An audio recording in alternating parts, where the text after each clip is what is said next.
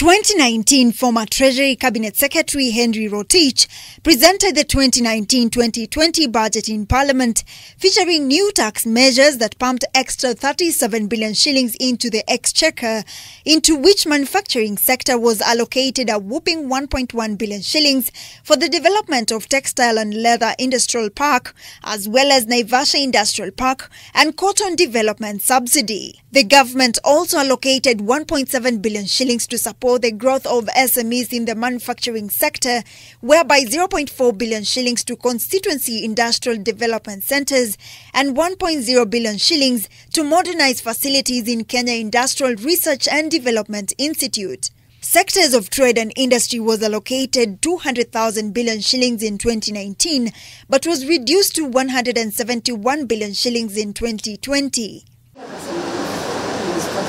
The Parliamentary Budget Office (PBO) has since criticized the Treasury's budget for the financial year 2019-2020, arguing that it had mixed up priorities and lacked a stimulus package to jumpstart the economy. PBO also notes that the Supplementary 2 budget for 2019-2020 removed resources allocated to meet some manufacturing agenda targets, including reduction of allocation for critical infrastructure at the proposed Naivasha Industrial Park and Kinania Leather Park, which could have generated more revenue to the government. If we want to move this country forward, let us put money in agriculture and industry. You know, that is where these are the drivers of this economy.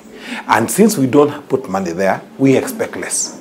Yeah. According to Cornelis Serem, who served as the Vice Chairperson, Trade, Industry and Cooperatives Committee, the government should shift focus to sectors that are likely to generate income at a faster rate as compared to projects that take long before the country reap from it.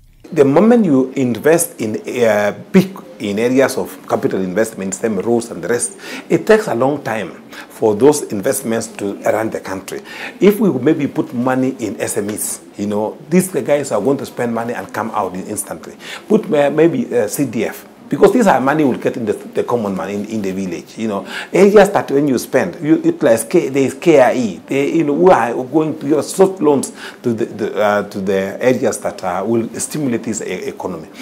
Maybe the Treasury must sit down again, you know, for the first supplementary to see where we require funds.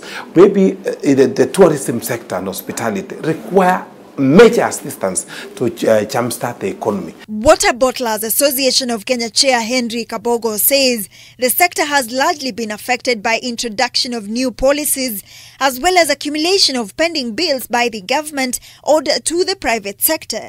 A lot of capital has been tied, and that is even shunning us from trading with government because, you know, you're giving them money and they're not paying, but that is something that even should be anchored in law that should be paid maybe within 30 to 60 days.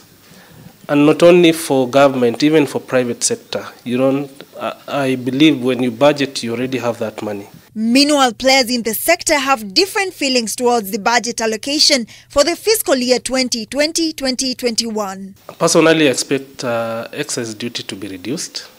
Yeah, VAT has been reduced. We don't have a problem with the VAT. The only challenge we had were the VAT refunds, which the president authorized that that money should be returned. And when it is returned, we have money to innovate, we have money to expand. We do not expect affordable housing to receive an increase in budgetary allocation. So last year, I think it was allocated to about 7 billion, which was an increase from 2018's allocation of 6 billion. So this year, we actually expect the budget allocation for housing to reduce because we already know that the government is struggling with containing corona in the country. And so naturally, we expect more of the budget to go towards health and manufacturing, basically those essential services that are going to help in containing the pandemic. Linda Koskei, K24 Business.